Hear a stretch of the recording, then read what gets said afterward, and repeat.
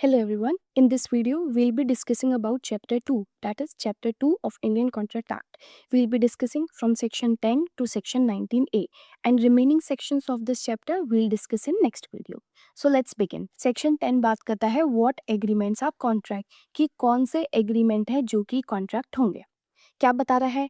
ये बता रहा है कि कॉन्ट्रैक्ट होंगे एग्रीमेंट अगर वो free consent of the party से किए गए हैं, सबसे पहली बात.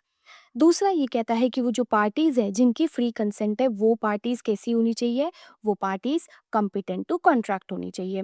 थर्ड थर्ड थिंग बताता है आप जो भी एग्रीमेंट कर रहे हो वो फॉर लॉफुल कंसिडरेशन होना चाहिए. नेक्स्ट इट सेज कि जो एग्रीमेंट है उसका ऑब्जेक्ट भी कैसा होना चाहिए, लॉफुल होना चाहिए. Further it says and are hereby not expressly declared void, and क्या नहीं होना चाहिए, वो डिक्लेयर्ड नहीं होनी चाहिए वॉइड.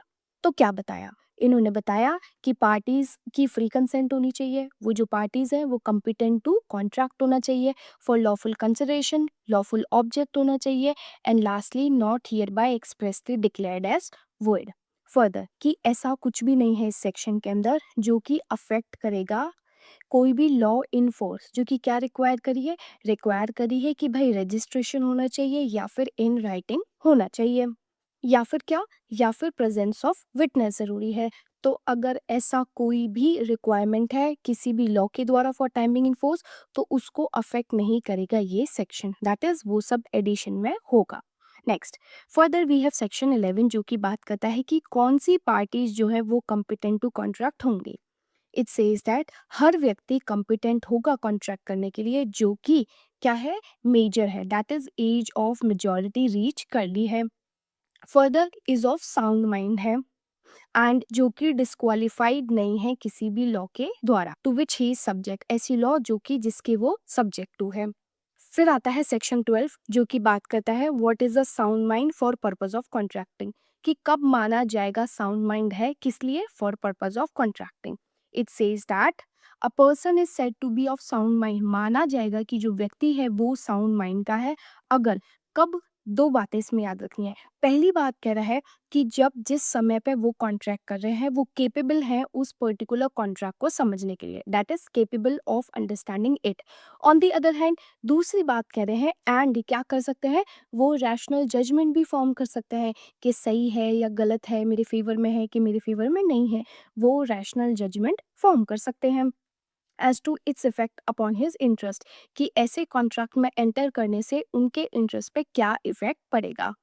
फर्दर इट सेज कि अगर कोई व्यक्ति ऐसा है जो कि यूजुअली अनसाउंड माइंड का रहता है बट ओकेजनली साउंड माइंड का रहता है, तो जब भी वो ओकेजनली साउंड माइंड के रहते हैं तब वो कॉन्ट्रैक्ट में एंटर कर सकते हैं. On the other hand the third part says कि अगर व्यक्ति ऐसा है जो कि यूजुअली साउंड माइंड का रहते हैं बट ओकेजनली क्या होते हैं, अनसाउंड माइंड के रहते हैं, तो जिस समय वो अनसाउंड माइंड के हैं उस समय में वो कॉन्ट्रैक्ट में एंटर नहीं कर सकते. This is what section 12 says. Further we have section 13 जो कि बात करते हैं कंसेंट की. इट सेज दैट जब दो या दो से ज्यादा व्यक्ति क्या करते हैं, एग्री करते हैं सेम थिंग पर इन सेम सेंस, तो माना जाएगा वो लोग कंसेंट कर रहे हैं. That is two or more person are said to consent when they agree upon the same thing in the same sense.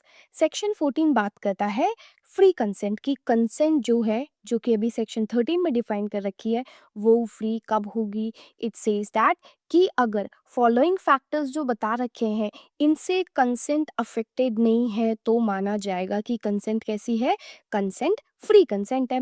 सबसे पहले आता है दैट इज कोर्शन से अफेक्टेड नहीं है जो 15 में पढ़ेंगे, देन अनड्यू इन्फ्लुएंस जो कि 16 में पढ़ेंगे, than fraud section 17, misrepresentation section 18, then we have section 20, 21, 22 regarding mistake, जिसमें mistake of fact है, that is further divided into bilateral mistake and unilateral mistake, and lastly we have mistake of law.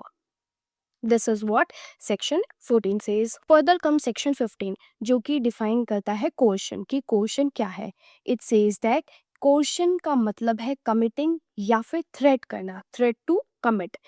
ऐसा कोई सा भी act जो कि किसके द्वारा forbidden है by IPC के द्वारा, या फिर unlawful detaining, या फिर थ्रेट करना टू डिटेन एनी प्रॉपर्टी जो कि किसको अफेक्ट करेगी, to the prejudice of the person with the intention. क्या इंटेंशन है, क्या बेसिक पर्पस है, पर्पस है कि कॉज करना अनदर पर्सन को कि आप हमारे साथ कॉन्ट्रैक्ट में एंटर हो जाइए। Next explanation says that this particular fact is immaterial. क्या कि जो इंडियन पीनल कोड है दैट इज आईपीसी जो है वो फोर्स में है या फिर फोर्स में नहीं है ऐसी प्लेस पर जहां पर कोर्शन एक्सरसाइज किया गया है by the person. Moving further to section 16 जो कि बात करता है about undue influence. It says that a contract is said to be induce. माना जाएगा कि जो पर्टिकुलर कॉन्ट्रैक्ट है वो कैसे इंड्यूस किया गया है, अनड्यू इन्फ्लुएंस के द्वारा इंड्यूस किया गया है। जब रिलेशन जो है पार्टीज के बीच में ऐसी है that is the relation subsisting between the parties is such that one party is in a position to dominate the will of the another, कि एक व्यक्ति ऐसी पोजीशन में है कि वो इजीली डोमिनेट कर सकते हैं will of the another. And वो सिर्फ कर ही नहीं सकते, वो ऐसी पोजीशन को यूज भी करते हैं डोमिनेट करने में। And in result of that क्या करते हैं, कोई भी अनफेयर एडवांटेज गेन करते हैं। फर्दर इट सेज दैट कि कब माना जाएगा पर्सन जो है वो पोजीशन में है to dominate the will of the another. तो इसमें दो केसेस बता रखे हैं। पहला केस बोलता है कि पर्सन होल्ड कर रहे हैं या तो रियल या फिर अपेरेंट अथॉरिटी या फिर वो क्या है, in fiduciary relationship, that is relation जो कि बेस्ड है ट्रस्ट एंड कॉन्फिडेंस में, कॉन्फिडेंस पर उसमें एग्जिस्ट कर रहे हैं। सेकेंडली इट सेज वो कॉन्ट्रैक्ट करते हैं, दैट इज पर्सन कॉन्ट्रैक्ट करता है ऐसे व्यक्ति के साथ जिस व्यक्ति की जो मेंटल कैपेसिटी है वो या तो टेम्परेरी या फिर परमानेंटली अफेक्टेड है। किससे अफेक्टेड है, अफेक्टेड है by reason of age, illness, mental और बॉडीली डिस्ट्रेस के कारण अफेक्टेड है। देन इट सेज दैट जिधर कोई भी व्यक्ति पोजीशन में है डोमिनेट करने के will of the another and वो कॉन्ट्रैक्ट में एंटर होते हैं एंड जब ट्रांजेक्शन को देखते हैं तो on the face of it ऐसा अपीयर होता है दैट इज दूसरे पर्सन के साथ, दैट इज दूसरी पार्टी के साथ अनफेयर हुआ है। Then the burden of proof lies on the person जो कि ऐसी पोजीशन में है to dominate the will of the another, कि आप प्रूव करिए आपने अनड्यू इन्फ्लुएंस करके दिस पर्टिकुलर पर्सन को कॉन्ट्रैक्ट में एंटर नहीं कराया है। This is what the third subsection says. Lastly it says that ऐसा कुछ भी नहीं है इस सेक्शन के अंदर जो कि सेक्शन 111 ऑफ एविडेंस एक्ट को अफेक्ट करेगा। Then comes fraud, section 17। It says that fraud means and includes any of the following acts जो भी आगे बता रखे हैं। किसके द्वारा कमिटेड है, कमिटेड है by party to the contract या फिर उनकी कन्वीनियंस या फिर उनके एजेंट के द्वारा कमिट हुआ है। किस इंटेंट से, इंटेंशन है to deceive, that is with intent to deceive another party thereto, या फिर उनके एजेंट को डिसीव करना उनका ऑब्जेक्ट है, उनका इंटेंट है। और टू इंड्यूस हिम, उनको इंड्यूस करना जिससे कि वो हमारे साथ कॉन्ट्रैक्ट में एंटर हो जाए। This is what fraud says. अब इसके अंदर कौन कौन से एक्ट आएंगे, सबसे पहले बात करते हैं सजेशन ऑफ अ फैक्ट, कि ऐसे फैक्ट आपने सजेस्ट किया है जो कि ट्रू नहीं है एंड आप बिलीव भी नहीं करते हो कि वो ट्रू है। सेकेंड बात करता है कि एक्टिव कंसीलमेंट किया गया है किसी भी पर्टिकुलर फैक्ट का जो कि या तो आपकी नॉलेज में था या फिर उस पर्टिकुलर फैक्ट पर आप बिलीव करते थे। थर्डली इट सेज कि प्रॉमिस किया गया था बट कभी से ही इंटेंशन नहीं था उस पर्टिकुलर प्रॉमिस को परफॉर्म करने का। Fourthly that any other act जो कि फिटेड टू डिसीव है। Then fifth the last says कोई सा भी एक्ट, एनी सच एक्ट या फिर ओमिशन जिस जो कि लॉ के द्वारा डिक्लेयर्ड हो चुका है कि ये कैसा है, ये फ्रॉडुलेंट है। फर्दर एक्सप्लेनेशन कहता है दैट मेयर साइलेंस जिसकी वजह से अनदर पर्सन की विलिंगनेस कॉन्ट्रैक्ट में एंटर करने से अगर अफेक्ट हो रही है तो हम फ्रॉड नहीं मानेंगे। बट इसका एक्सेप्शन बताया कि जिधर हम सर्कमस्टांसेस से ये इन्फर कर पा रहे हैं कि व्यक्ति की ड्यूटी है बोलना, अगर तब भी वो चुप रहते हैं तो फ्रॉड में इंक्लूड किया जाएगा। एंड लास्टली जहां पर silence is equivalent to speech वो भी फ्रॉड में इंक्लूड होगा। This is what the explanation of section 17 says. Further, we have section 18 जो कि बात करता है about misrepresentation. What does it says? It says that misrepresentation means and includes. सबसे पहले बात करता है कि पॉजिटिवली असर्ट किया गया है. पॉजिटिवली असर्ट करी गई है कोई इंफॉर्मेशन किसी व्यक्ति के द्वारा जो कि वो बिलीव कर रहे हैं ट्रू है, बट एक्चुअल में वो ट्रू नहीं है. दूसरी बात, ब्रीच ऑफ ड्यूटी किया गया है, बट कभी से ही उनका इंटेंशन नहीं था डिसीव करने का.